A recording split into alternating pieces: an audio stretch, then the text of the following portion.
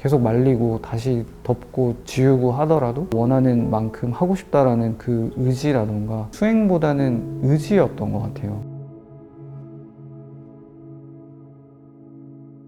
밸런스가 무너졌던 거나 아니면 안 맞았던 경험이 있으세요? 제가 현실적으로 할 수 있는 일들을 하면서도 뭔가 만족스럽지 않은 상태에서 오히려 그럴 때 더 사람이 욕심을 내거나 무리하게 되거나 생각으로 하는 게 아니라 애초에 내가 원하지 않는 무언가를 하면서부터 욕심이 생기고 그 욕심대로 행동을 하고 있더라고요. 하지 않았어야 될 타이밍에 뭔가를 하게 되거나 그러면서 다치게 되고 밸런스가 많이 무너져 있다는 상태에 있었던 적이 그때였던 것 같아요. 그 이후로 그림을 그리고 난 뒤에는 그런 적이 거의 없는 것 같아요. 왜냐하면 항상 좀 깨어 있으려고 하고 깨어 있는 느낌을 느끼려고 되게 많이 하다 보니까 내가 조금 무리하고 있을 때는 이제는 조금 멈출 줄도 알고 해가 거듭될수록 알아가고 그런 것 같아요. 저는 작가님이 선비 같다는 생각을 좀 했는데 스스로 서정성을 지닌 작가로 살고 싶다고 구체적으로 어떻게 살고 싶은지. 석굴암의 불상의 표정처럼 평온한 정서를 추구하는 우리나라의 정신이 있다고 생각해요. 그게 저는 그런 것들이 느껴지는 그림이나 그런 것들이 느껴지는 삶이 서정성이라고 생각하거든요. 그래서 그런 것들을 작품 안에서 느껴지는 것으로 추구하고자 하는 부분은 항상 있었고, 예로부터 이제 문인화라는 게 있잖아요. 근데 그 사람들은 사실 직업화가는 아닌 사람들이 시를 쓰고 그림을 그리고 삶의 어떤 자기 정신을 위한 필요한 도구였던 것 같아요. 그래서 저도 그렇게 그림을 대하고 있는 부분도 있기 때문에 한국의 선비적인 부분과도 비슷하지 않나. 전문적으로 시작한 사람이 아니기 때문에 훨씬 더 그런 부분에 포커스가 된 상태로 시작을 했었던 것 같아요, 애초에. 그래서 철학을 먼저 공부를 했었고, 단순히 기교적인 그림을 그리고 싶다는 생각은 시작할 때부터 저는 별로 없었었던 것 같아요. 그런 삶을 계속 유지할 수 있는 힘은 어디서 나오시나요?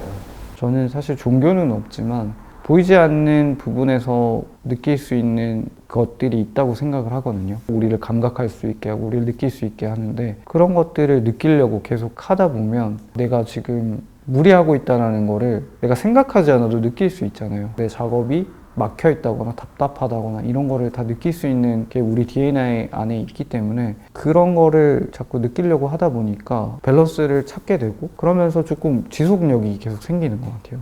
무리하지 않다 보니까 그럼 남들보다 오래 달릴 수 있는 거고, 그런 것들을 항상 좀 생각하려는 마음이 있는 것 같아요. 단색화 화가로 불려지는 것에 대해서 받아들이는 게 있으세요? 어쩔 수 없는 부분이고 증명해야 될 숙제 같은 거라고 생각을 하거든요. 단색화 이후의 작가들이 후기 단색화도 있다고도 얘기를 하지만 단색화에 대한 정리도 아직 안 끝났잖아요. 분명한 거는 저는 그림의 양식이나 도상 같은 걸 보고 그분들을 따라가는 게 아니라 그냥 이어져 왔던 특유의 정신 같은 게 있다고 생각을 하거든요. 문인화에서부터 이어온 선비 정신이 그렇게 단색화로 간 부분도 저는 있지만, 당연히 그거를 받아들이고 그 이후에 내가 그 정신을 어떻게 나만의 방식으로 풀어내느냐가 제가 포스트 단색화가 될 수도 있는 거고 아류가 될 수도 있는 거고, 그거는 이제 저 하기에 달려 있는 것 같아요. 사명감도 가지고 있고 작업을 해나가고 있는 것 같아요. 작업 과정에 대해서 간단하게 설명을 부탁드릴게요. 저는 이제 석고라는 재료를 주로 사용을 하는데, 석고를 여러 번 바탕칠을 한 다음에 또 말리고 석고를 조금 두껍게 다시 펴 바른 다음에 넓적한 끌이나 헤라 같은 것들로 텍스처를 내는 조형 작업을 하거든요. 그런 다음에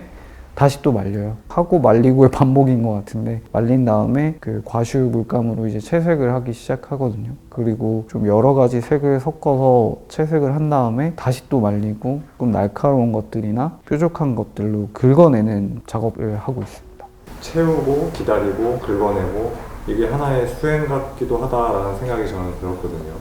초기 단색화 작가분들이 얘기했던 게 어떤 수행으로서의 작업이 분명히 있잖아요. 결이 맞닿아 있는 사람들끼리 비슷할 수밖에 없잖아요. 그런 부분도 분명히 있다고도 생각이 드는데, 그럼 그 이후에 나는 어떤 지점에서 달라졌냐가 또 되게 중요하다라고 요즘에 많이 느끼거든요. 제 개인적인 성격의 특성으로 보면 명상을 하거나 수행을 하는 사람은 저는 아닌 것 같거든요. 삶을 되게 즐기고 싶고 즐겁게 살고 싶고, 가끔은 들쭉날쭉 하더라도 그 삶을 좀 온전히 받아들이고 싶은데, 제가 작업을 해나가는 거의 동력이었던 거는 수행 수행보다는 의지였던 것 같아요. 아, 내가 이 작업을 조금 더 원하는 만큼 하고 싶다라는 그 의지라던가 내가 원하는 표현이 나올 때까지 계속 말리고 다시 덮고 지우고 하더라도 해보고 싶다는 게 훨씬 더 저한테는 큰 동력이었기 때문에 의지라는 표현이 저한테는 어울리는 것 같다라는 걸 최근에 좀 정리를 한 것 같아요.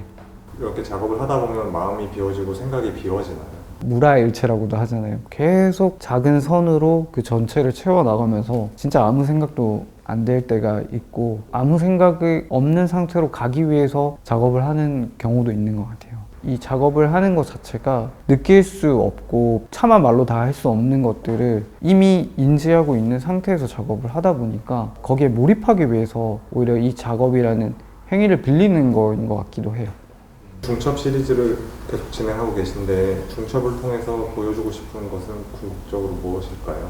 최근에 양자분리가 나오면서 빛의 성질이 입자이자 파동일 수 있다라는 어떻게 보면 되게 아이러니한 사실에 과학이 도달을 했잖아요. 그러면서 불확실성이 우리에게 아직도 너무나 많다는 거를 우리가 알 수 있게 됐고 빛의 성질이 그렇다는 거는 우리의 삶에도 그런 양자적인 경우들을 많이 대입해서 바라보면은 정말 느낄 수 있는 것들이 많아질 수 있다고 저는 생각을 하거든요. 그림이라는 게 빛에 대해서 다루는 어떤 역사였지 않냐라는 생각도 가끔 들긴 해요. 이 시대에 맞게 빛이 입자일 수 있고 파동일 수 있다라는 사실을 그림을 통해서 표현하고 싶은 것 같아요.